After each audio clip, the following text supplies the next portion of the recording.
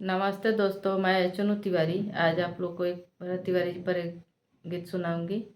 अच्छा लगे तो लाइक शेयर ज़्यादा से ज़्यादा शेयर कीजिएगा और चैनल को सब्सक्राइब कीजिएगा और कमेंट में बताइए कैसा है ना। माँ समझती है बेटा का दर्द कैसा होता है।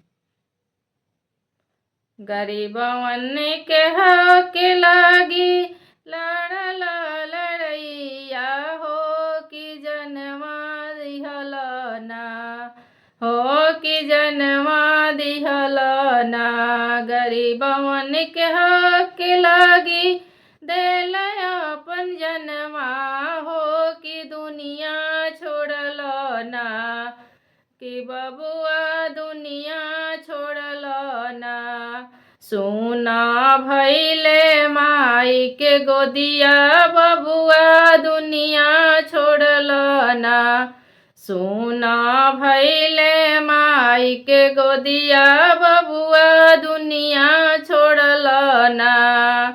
गरीबवन के हक लागी देल अपन जनवा बबुआ दुनिया छोड़लना। बबुआ दुनिया छोड़लना। बबुआ देल अपन जनवा बबुआ दुनिया छोड़लना।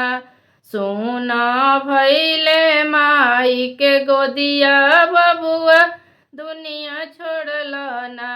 मारी दिहल के पुलिस निर्दया हो कि माई के गोदिया सुन कैल के ना।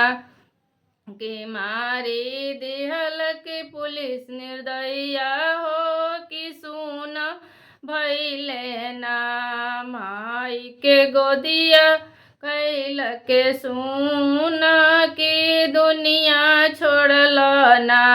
बबुआ देल अपन जनवा बबुआ दुनिया छोड़लना। गरीबवन के हक लागी लड़ल लड़ैया हो कि जनवा दिहलना। बबुआ सुन भैले माई के गोदिया बबुआ परनवा छोड़लना।